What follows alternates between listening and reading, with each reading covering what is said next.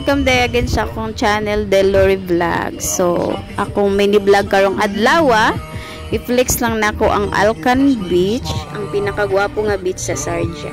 So nami diri guys, nag-hangout mi sa akong friends, mag-swimming, mag-relax o mag-refresh sa mind kay permente lang may trabaho, sakit na sa ulo. So nice gid siya guys nga mag-outing para ma-refresh po imong hunahuna nga dili lang permente trabaho ang imong hunahunahon. So enjoy po ang atong life. So diri guys, ang entrance diri sa Alcan Beach is 10 dirham per head. So kumanhi mo diri, so nindot kayo ang view, ma-enjoy ka labi ng mga naligo. So mga nice food kaayo guys.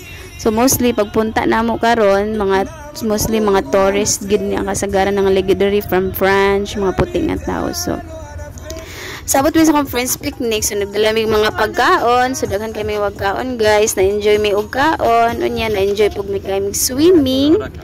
So ang makita nimo din nas guys nga na mga bangko o kana ilang payong, so 50 dirham ang bayad ana sa rent, so dili siya free. So enjoy lang tayo guys. So mo ni ang Alcan Beach, nice ka siya, hinlo kaayo, of course nice kayo ang beach guys. Thank you for watching my vlog. Bye bye.